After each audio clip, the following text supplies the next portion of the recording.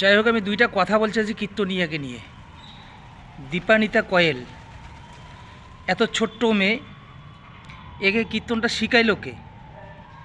এ ধর্ম সম্বন্ধে কি জানে? ধর্ম কাহাকে বলে? প্রেম সম্বন্ধে কি জানে? প্রেম, কাম না থাকলে প্রেম হবে না।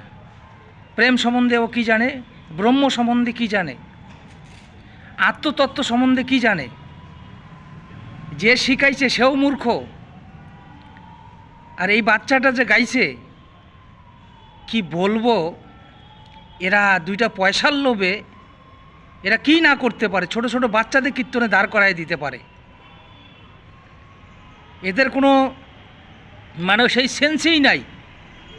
আর এর মাস্টারটা কী হয়েছে? মাস্টারটা তার কতটুক জ্ঞান আছে, তার কতটুক বুঝনেওয়ালা। এই জন্য বলছে শিক্ষিত হলেও জ্ঞান অর্জন করা যায় না, ভালো জামা কাপড় বললে ভদ্রলোক হওয়া যায় না। আত্মতত্ত্ব জ্ঞান জান নাই, গাদা গাদা শাস্ত্র বই পড়েও লাভ নাই। আর যার চক্ষু দুটা নাই, বড় একটা আয়নার সামনে দাঁড়িয়ে দিল দেখবে না।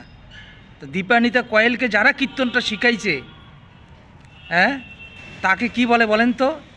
তাকে মূর্খ বলে। শিক্ষিত হলে জ্ঞান অর্জন করা যায় না। কি বলবো ভাই, দুইটা পয়সার লোভে ছোট বাচ্চাকে দাঁড় করে দিয়েছে। ধর্ম সম্বন্ধে সে কী বুঝে?